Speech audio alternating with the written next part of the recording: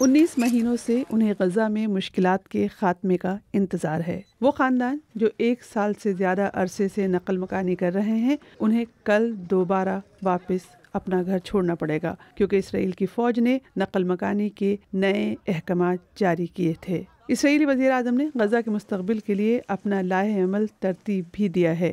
ہماری فورسز زیادہ سے زیادہ علاقے پر قبضہ کر رہی ہیں تاکہ انہیں دہشت گردی اور حماس کے دہشت گردی کے بنیادی ڈھانچے سے پاک کیا جا سکے۔ اس عمل کے اختتام پر غزہ کی پٹی کے تمام علاقے اسرائیلی سیکیورٹی فورسز کے کنٹرول میں ہوں گے اور حماس کو مکمل طور پر شکست ہو جائے گی۔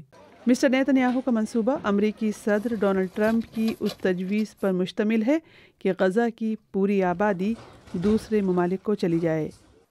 میں ان واضح شرائط پر جنگ کو ختم کرنے کے لیے تیار ہوں جو اسرائیل کی سلامتی کو یقینی بنائیں گی۔ یرغمالیوں کی گھر واپسی، حماس کا غیر مسلح ہونا اور اس کی قیادت کا وہاں سے نکل جانا۔ غزہ کے رہائشی جو وہاں سے جانا چاہتے ہیں وہ وہاں سے جا سکیں گے۔ اسرائیل پر بے پناہ عالمی دباؤ ہے کہ وہ جنگ ختم کرے۔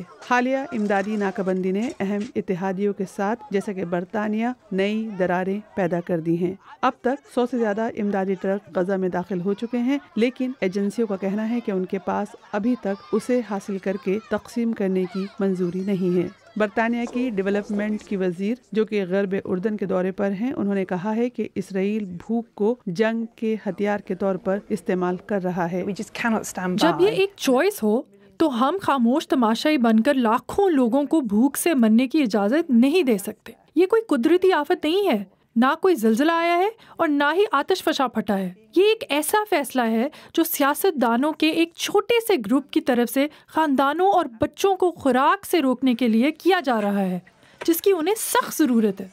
غزہ کی تباہی کے مناظر نے اسرائیل کی ساکھ کو بہت نقصان پہنچایا ہے۔